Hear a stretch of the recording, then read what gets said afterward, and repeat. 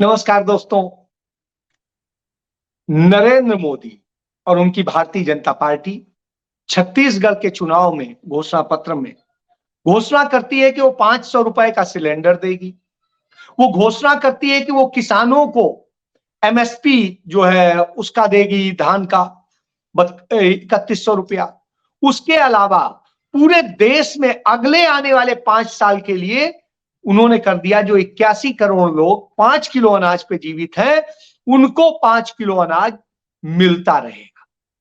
इस तरह से तमाम सारी घोषणाएं उन्होंने की, तमाम चीजें। मैं इनका जिक्र क्यों कर रहा हूं? चुनाव होता है, तमाम घोषणाएं होती हैं। भारतीय जनता पार्टी, नरेंद्र मोदी खुद, ये शब्द इनका इजाद किया हुआ है, रेवड़ी कल्चर। लेकिन जहां अपने को लगता है वहां बिजली भी फ्री देने की बात करते हैं, वहां किसानों को एमएसपी भी देने की बात करते हैं और 500 रुपए में सिलेंडर देने की बात करते हैं। याद करिए, कांग्रेस शासन में कितने का सिलेंडर मिलता था? 400 रुपया के अंदर का। और इसी तरह पेट्रोल हो, डीजल हो, दूसरी और चीजें हो, कुकिंग गैस की स्थिति तो हम बता ही चुके हैं। इसके अलावा किसानों को एमएसपी दिए जाने के लिए जो है आयोग की रिपोर्ट आ गई थी और उस आयोग की रिपोर्ट को लागू करने का जिम्मा था आने वाली सरकार पर। उसके लिए एक प्रावधान किया जा चुका था, सैद्धांतिक सहमति दी जा चुकी थी। बावजूद मोदी सरकार आने के बाद में उस पर कुछ नहीं किया गया, किसानों को कुछ नहीं दिया गया। सब कुछ ये होने के बाद में, सारी चीजों के बाद में, जब चुनाव आया 2019 का, राहुल गांधी ने चुनाव घोषणा पत्र में न्याय योजना लॉन्च की और उस योजना में उन्होंने कहा कि हम किस तरह से किसानों को ये बेनिफिट देंगे, किस तरीके से हम महिलाओं को देंगे, किस तरीके से दूसरों को देंगे, कैसे कैसे उन्होंने पूरा बताया और कैसे हर व्यक्ति को पोषित करेंगे और फिर रोजगार देने का क्या सिस्टम होगा। मोदी जी ने 2 करोड़ प्रतिवर्ष रोजगार देने की बात की थी। अभी छत्तीसगढ़ में ये 2 लाख रोजगार देने की बात कर रहे हैं। लेकिन साहब, ना हिंदुस्तान में तो दिया नहीं। कोई यदि कह दे कि हाँ 2 करोड़ रोजगार मिला है तो भाई समझ में आया, नौकरियों की बात करते हैं। इसी तरीके से नौकरियों की बात वहां कर रहे हैं कि 2 लाख देंगे। इसके पहले तमाम राज्यों में गए, वहां पर भी किया था, वहां कहीं दिया नहीं है। एमएसपी की जब वहां आप देने की बात कर रहे हो तो साहब उस एमएसपी पे इसलिए कर रहे हैं क्योंकि कांग्रेस ऑलरेडी वहां एमएसपी दे रही है और कांग्रेस जो एमएसपी दे रही है उतनी हिंदुस्तान में कहीं किसी राज्य में, चाहे वो कांग्रेस शासित हो या किसी का शासित हो, इतनी एमएसपी नहीं मिल रही है धान पे। हालांकि कांग्रेस शासित राज्यों में उसके आसपास मिल रही, लेकिन भाजपा शासित राज्यों में तो उससे भी गई गुजरी हालत। अब आप समझिए, उसके बावजूद अब वहां पे 3100 रुपया देने की धान की बात करते हैं, यहां 1700 रुपया नहीं दिए जाता है। यह हालत है। इसी तरीके से बाकी अनाज का मसला है, छोड़िए आप इस।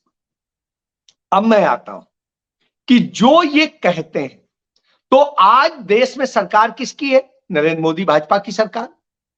वो तुरंत घोषणा करे और तुरंत कहे कि हाँ, हम एमएसपी के लिए जो स्वामीनाथन आयोग की रिपोर्ट थी उसे लागू करते हैं, पूरी तरीके से उस रिपोर्ट को लागू करते हैं, समस्या ही खत्म है पूरे हिंदुस्तान में, मैं खुद मोदी मोदी मोदी करूंगा। लेकिन वो तो औकात नहीं है, क्योंकि झूठ बोलना है। उसी कारण उल्टा सौंपना है अदानी अंबानी को। यह खेल है, क्योंकि छत्तीसगढ़ में खदानें हैं। उन खदानों को, जो अदानी अंबानी जैसे लोगों की जो खदानें हैं, उन खदानों को कैसे उन्हीं के पास रखा जाए, कैसे कब्जा कराया जाए, उन्होंने पहाड़ों और सब पे किया। उसके खिलाफ छत्तीसगढ़ की सरकार, भूपेश बघेल की सरकार अदालत गई और अदालत से उसने कुछ खदान खाली करवा ली है इनसे और कुछ और छिनवाने की कोशिश में है। इसलिए खतरा है, वहां के मिनरल्स पे पूरी नजर है इस पूरी लॉबी की, इसलिए चाह रहे हैं, इतना देने को तैयार। और भैया 500 रुपया सिलेंडर वहां देने की बात करते हो, पूरे हिंदुस्तान में कर दो, आप ही के हाथ में है। राज्य सरकारें तो जितने का आप बेचते हैं उतने ही का खरीदेंगी, वो उल्टा अपने पास से पैसा देंगी। लेकिन यहां तो आप ही को करना है और उसमें आप फायदा कमा रहे हैं, ये भी नहीं है कि आप नुकसान में हैं। इसके बाद आपकी स्थिति, तो जब यह स्थिति हो, इसीलिए आप पर यकीन नहीं होता है, क्योंकि चुनाव जब बीत जाएगा तब आप कहेंगे ये जुमला था, क्योंकि ये पुरानी आदत है। आप याद करिए, जो जो वायदे किए थे 2014 में, जब इस पर पूछा गया, तत्कालीन राष्ट्रीय अध्यक्ष अमित शाह, जो अब गृह मंत्री हैं देश के, और यदि कहें वही असली अध्यक्ष है, तो उनसे जब पूछा गया, उन्होंने कहा ये तो जुमला था, चुनाव में जुमले दिए जाते हैं। तो साहब, जुमले की स्थिति है। लेकिन राहुल गांधी तो जुमले नहीं देते। राहुल गांधी तो कहते हैं मैं जो कहता हूं वो करता हूं, नहीं तो मैं कहता नहीं। तो यह राहुल गांधी का कैरेक्टर है। अब इस पे एक चीज देख लीजिए, होता क्या है। राहुल गांधी कहते नहीं है, दिखावा नहीं करते मोदी की तरह कि अब मोदी जी जाएंगे वहां ये करेंगे। अचानक आज राहुल गांधी पहुंच गए केदारनाथ, और बाबा केदारनाथ के उन्होंने दर्शन किए और उनका आशीष लिया। और आशीष में क्या मांगा? इस देश के लोग खुशहाल रहे, इस देश के लोग अच्छे से रहे, अपने लिए कुछ नहीं कहा, इस देश के लोगों के लिए मांगा। कमोवेश इसी तरह की स्थिति उनकी हर जगह होती, वो कहीं पर भी होता है, जहां पर भी होता है पहुंच जाते हैं। और सोचिए किस तरह से, उनके पास तो कोई सरकारी साधन नहीं है, और वायुसेना का कोई विमान नहीं है, कोई और चीजें नहीं, वो तो अपने निजी सोर्सेस से जाते हैं। और अभी वो तेलंगाना में थे, उसके बाद में कल वो छत्तीसगढ़ में थे, और आज वहां पहुंच गए। वो जहां जाते हैं, कहीं किसानों के साथ बैठ जाते हैं, कहीं धान काटती महिलाओं के साथ में हिस्सा ले लेते हैं, धान काटते हैं, उनके दर्द समझते हैं, उनके साथ दर्द को महसूस करते हैं। वो ट्रकर्स के साथ जाते हैं, फर्नीचर के जो कारीगर हैं उनके साथ जाते हैं, मोटर मैकेनिक के साथ जाते हैं।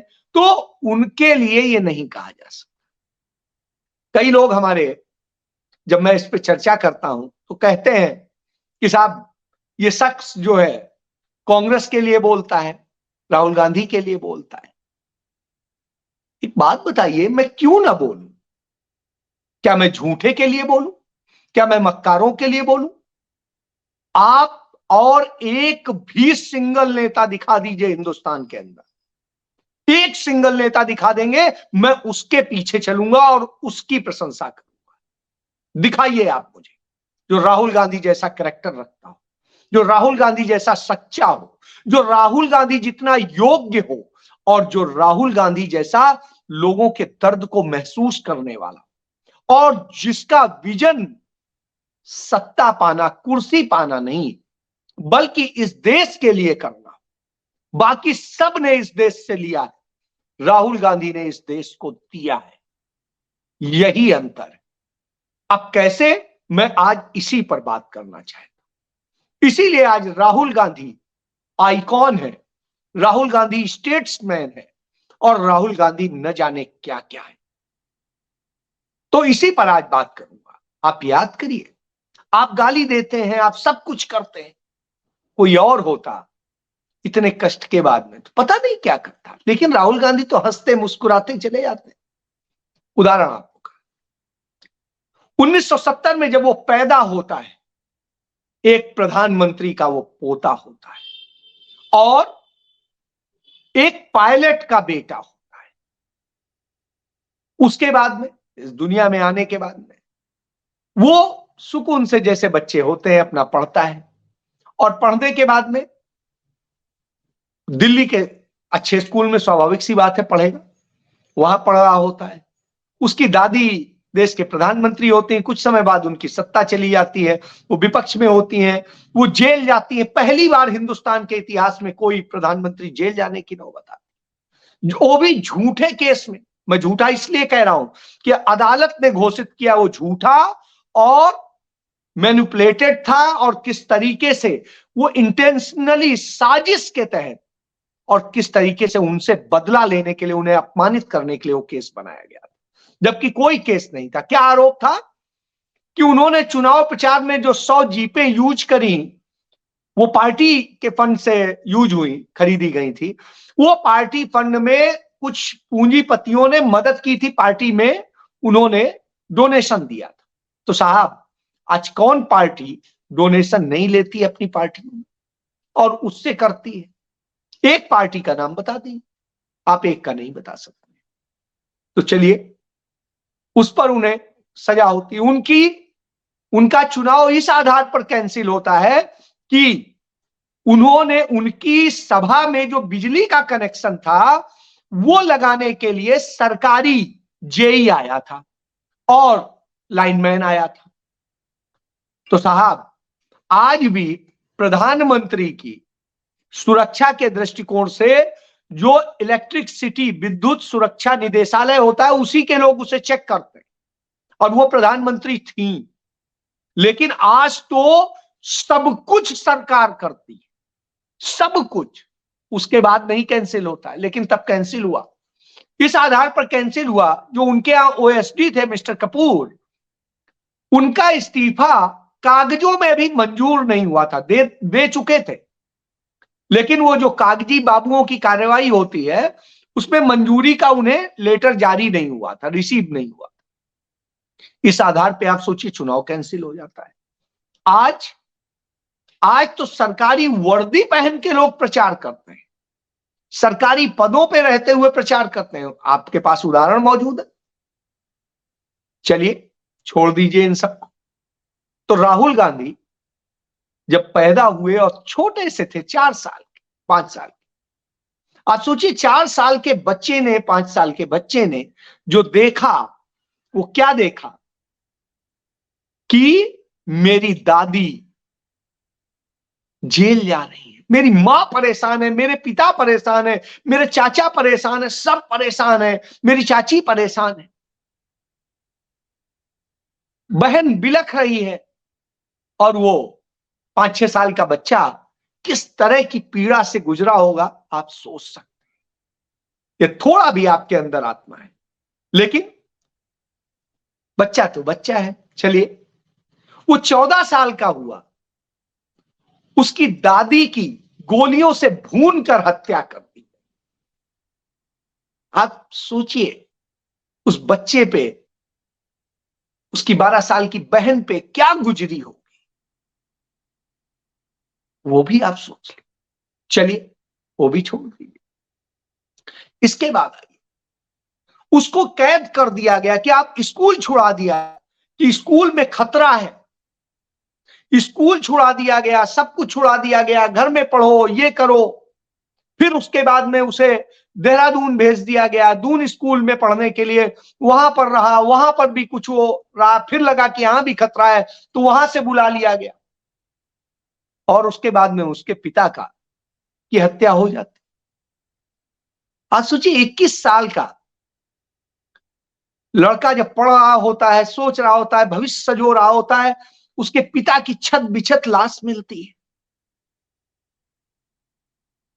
आप उसकी कल्पना कीजिए, मां, परिवार, सबको इस तरह से कर दिया जाता है कि नहीं, आप कभी भी मार दिए जाएंगे, क्या हो जाएंगे।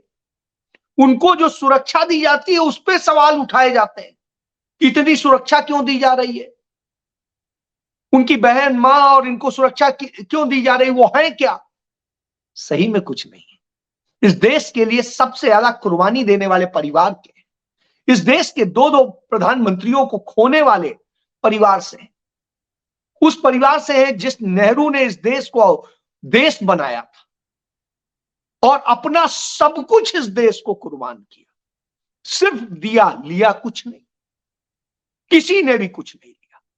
आज तो कम से कम हम दावे से कह सकते हैं, क्योंकि 9.5 साल की मोदी सरकार में यह साबित हो गया कि 1 रुपए का वो नहीं निकाल पाए कि कहीं कुछ इनके परिवार ने लिया है, ना कोई ऐसी संपत्ति है, ना कुछ। तो आप समझिए, न धन है, न वो है, न सब कुछ। चलिए, छोड़िए। इसके बाद उस लड़के को जब पढ़ना होता है फॉरेन में, तो आप सोचिए वो जहां पढ़ता है उस यूनिवर्सिटी में, हार्वर्ड यूनिवर्सिटी में, उसे अपना नाम बदलना पड़ता है, अपनी नाम नहीं बता सकता, अपनी पहचान नहीं बता सकता। यह दशा होती है। दिल्ली में सेंट कोलंबस स्कूल में हो, या उसके बाद में वो दून स्कूल का रहा हो, या उसके बाद में आप देखिए जिस तरीके से छुड़ाया गया। हार्वर्ड में जब पढ़ा तो हार्वर्ड में कुछ दिनों बाद में वहां से भी छुड़ाया गया कि नहीं, ये लोगों को पता चल गया है उन ताकतों को, वो आपको मारने के लिए वहां भी कोशिश कर रहे हैं। उसके बाद वहां से छुड़ाया गया, फिर कैम्ब्रिज में गया, कैम्ब्रिज में आप देखिए, फिर कैम्ब्रिज से एमफिल किया, कैम्ब्रिज का एमफिल, हार्वर्ड का पढ़ा हुआ, और वहां पर एमफिल में टॉपर है वो आदमी। और उसके बाद में उसने नौकरी की एक मैनेजमेंट के, बड़े मैनेजमेंट गुरु के साथ में, और वहां नौकरी भी की विंसी के नाम से। आप सोचिए ना, सुरक्षा कारणों से उसे अपना नाम बदलना पड़ा, और उसने जो नाम था, एग्जैक्ट नाम आपको बताऊं, रॉयल विंसी, रॉयल विंसी। सोचिए आप, इस नाम से उसे करना पड़ा, क्योंकि नाम बताएंगे तो पता नहीं कहां क्या हो जाए। उसके बाद में उसने एक टेक्नोलॉजी और उससे बेस्ड, इंजीनियरिंग से बेस्ड एक फर्म के लिए कंसल्टेंसी का काम शुरू किया, और उसके लिए शुरू किया, उसके लिए मुंबई में काम किया। सब कुछ था, पैसा था सब कुछ आ रहा था, ऐश की जिंदगी जी रहा था, राजनीति की सोचता नहीं था। मां देश के लिए उतर चुकी थी, कांग्रेस पार्टियों के रोने और गिड़गिड़ाने के कारण वो फिर से वापस आई, और आकर के कांग्रेस को संभाला, फिर से खड़ा किया। अटल बिहारी वाजपेयी जैसे बड़े चेहरे के सामने खड़ी हुई और कांग्रेस को जिता कर लाई, और जिताने के बाद में कांग्रेस को सत्ता भी दिलाई। ये सोचिए, तब मां का हाथ बटाने 2004 में वो अपना सब कुछ छोड़ के फिर आया, इस देश को के लिए छोड़ के आया, और आने के बाद में फिर समर्पित किया, और समर्पित करने के बाद में लग गया। तब से अमेठी में अपने जो मैनेजमेंट से जुड़े तमाम वो थे, कंसल्टेंसी से जुड़े लोग थे, उनसे मदद ली और दूसरों से मदद ली, निजी तौर पे मदद की, क्योंकि सरकार नहीं थी यूपी में। उसके बावजूद इस ढंग से उसने किया। उसके बाद आप देखिए, आज भी जाइए, तमाम परिवार मिल जाएंगे जिन परिवारों को बगैर कुछ बताए क्या क्या उन परिवारों के लिए किया है। करीब 20-25 परिवार तो मेरे खुद के परिचित हैं। चलिए कभी आइए, वो किया उसने। प्रचार नहीं किया यहां पर कि छोटा सा एक केला देते हैं, 10 लोग फोटो खिंचाते हैं, बताया तक नहीं, जिससे उनका ये ना हो कि उनके आत्मसम्मान को ठेस पहुंचे, वो शख्स। उसके बाद 2009 में यूथ के लिए जिस तरीके से वो खड़ा हुआ, अपने पिता की तरह से सोचता था। मैंने उस समय 2008 में इंटरव्यू किया था, उस आदमी ने कहा था, मेरा सिर्फ इतना है कि मैं कांग्रेस पार्टी को उस तरीके से, किसानों की पार्टी, युवाओं की पार्टी, रोजगार और इन सब चीजों से लेकर के दलितों, पिछड़ों, अल्पसंख्यकों के लिए, आम जन के लिए जिस तरह कर सकूं कि एक आम आदमी भी उससे कर सके, उसके लिए उसने सोचा। उसने मुझे इंटरव्यू में बताया। आज देखता हूं वही बिल्कुल दिशा में चल रहा है। 2009 के इलेक्शन आया, उनके नाम पर लड़ा गया। समाजवादी पार्टी ने धोखा दिया, मुलायम सिंह यादव ने एकदम से धोखा दिया, और धोखे के बाद में उसने कहा कोई बात नहीं, हम अकेले लड़ेंगे, और अकेले 21 सीटें जीत के आया। 21 सीटें उसके चेहरे पे। एक हर्ष से बात, कांग्रेस पार्टी जहां पे विधानसभा में इतनी सीटें नहीं होती थी, लोकसभा में इतनी सीटें लेके आए राहुल गांधी के चेहरे पे। तब किसी ने नहीं कहा कि डंका बज रहा है। उसके बाद आप देखिए, अगला आदमी किसानों के लिए लड़ा, और सरकार किसकी थी? देखिए, कांग्रेस की नहीं थी। उन्होंने यूपी में भट्टा पारसौल में किसानों के लिए लड़ते हुए गिरफ्तार हुआ, संघर्ष किया, और संघर्ष की राजनीति तब से लेकर आज तक चल रहा है, चाहे अपनी सरकार रही हो चाहे दूसरे की सरकार। सिद्धांतों समझौता नहीं, सबको जहां अपनी सरकार आई, जो गारंटी दी, जो वायदा किया, उसको पूरा किया। गारंटी नहीं, वायदा पूरा किया, जो कहा वो पूरा किया, और समय पर पूरा किया। यह खूबी उस शख्स की 2017 में जिन जिन राज्यों में जीते, 2018 में और 2017 में, आप देखिए सब जगह हर चीज पूरी। और अभी जहां जहां जीत रहे हैं वो वायदे पूरे कर रहे हैं। मोदी की तरह से झूठ नहीं बोलते, ये नहीं करते। आप याद करिए, डॉलर 48 रुपए का होता था तो क्या कहते थे, आज 83 रुपए का है तब क्या कह रहे। तो यह हालत कर दी है भारत की। पेट्रोल कितने में था और कितने में है आप खुद देख लीजिए। डीजल कितने में था और कितने में है क्या कर लीजिए। किसानों को जो सब्सिडी मिलती थी, जो चीजें मिलती थी, आज मैंने देखा मध्य प्रदेश में किसान यूरिया के लिए मार मची हुई है, किसान मारा जा रहा है, पीटा जा रहा है, नहीं मिल रही। इसी तरीके से तमाम सारी चीजें आज वो हालत कर दी है। उसके बाद कहते हैं कि साहब हमारी गारंटी है, तो मोदी की गारंटी, और फिर कांग्रेस को झूठा बताते हैं। भ्रष्टाचार खुद करते हैं। महादेव ऐप के नाम पर छत्तीसगढ़ में वहां के लोगों का जो लूटने वाला है, वो दुबई का व्यक्ति, वो मोदी का व्यक्ति है, आरएसएस का व्यक्ति है, और वो दुबई कनेक्शन इनका है। उल्टा कांग्रेस पे आरोप लगाते हैं। कांग्रेस ने तो वहां गिरफ्तार किए उनके लोग और उनसे 200 करोड़ रुपया वसूल करके आम लोगों को वापस दिलाया। आप ये सोचिए किस तरीके से घोटाले वाली सरकारें आपकी हैं। आप बगल में ही देखिए ना, मध्य प्रदेश में चुनाव, आज आप वहां प्रचार कर रहे थे, और देखिए किस तरीके से मध्य प्रदेश में लूट की गई, भ्रष्टाचार किया गया। उस पर आप बात नहीं करेंगे। आप राहुल गांधी पे सवाल उठाते हैं, कभी उन पे किसी चीज पे निजी हमले करते हैं, बहन भाई के रिश्तों पे हमले करते हैं। इतनी नीचता, जैसी नीचता पंडित नेहरू के लिए होती थी, वही नीचता आज कर रहे हैं। तो राहुल गांधी, आप सोचिए, उस आदमी को आपने क्या कहा, पप्पू बनाने के लिए हजारों करोड़ रुपया खर्च किए। मुझे याद है, मैं उस अखबार में नौकरी करता था उन दिनों, जो इस मुहिम का हिस्सा था, जिसे पैसे मिले थे, और कितने 100 करोड़ मिले थे मुझे जानकारी है उसकी। इसलिए बता रहा हूं कि ये करना है, ये शब्द चलाना है। और साहब, उसने तो हिंदुस्तान में शंकराचार्य जी के बाद में इकलौता वही व्यक्ति है जो कन्याकुमारी से कश्मीर तक गया, और वही नहीं, उससे भी और ज्यादा गया, उनसे भी ज्यादा। ना इतना बुद्ध चले, ना कोई और चला, जिस भी धर्म के गुरु का नाम ले ले, नहीं चला उतना वो चला। किसके लिए? इस देश के लिए। वो लड़ रहा है इस देश के लिए, इस देश के लोकतंत्र के लिए, उन चीजों के लिए। इसलिए उसके साथ खड़ा। आप बताइएगा, उससे ज्यादा पढ़ा कोई नेता हो, किसी की आप बात कर लीजिए, अखिलेश यादव, अरविंद केजरीवाल, या कोई और जिसका भी आप नाम ले, उसका ले लीजिए। उससे ज्यादा ईमानदार, जिस पर एक चीज का दाग नहीं है, 1 रुपए का कुछ नहीं निकाल सकता है, कहीं कोई नहीं। उसके बाद वो आदमी जो कहता है करता है, झूठ नहीं बोलता। कोई कहता है और वो माफी वीर नहीं है।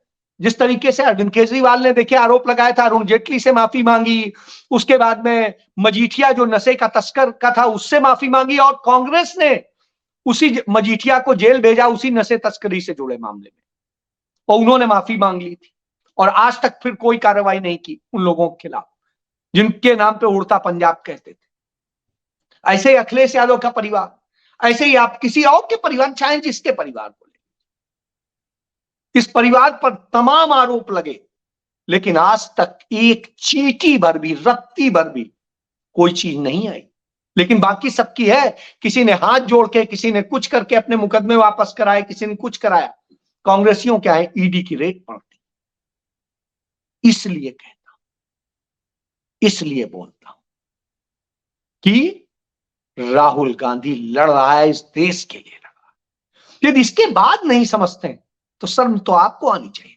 उसका तो कोई नुकसान नहीं होगा, वो झोला भी उठा के नहीं जाएगा। उसके पास इतना है कि वो इज्जत से रह लेगा, आपसे मांगने की जरूरत नहीं। उसके अंदर इतनी काबिलियत है, वो अपनी उस फर्म को फिर से चलाएगा, उससे कितने गुना कमाएगा। लेकिन खोएंगे आप इस देश को, इस देश के संविधान को, इस देश की संपत्तियों को, इस देश की शांति व्यवस्था को, इस देश के धर्म और संप्रदाय का जो सद्भाव था, उसको खो रहे हैं, लगातार खो रहे हैं।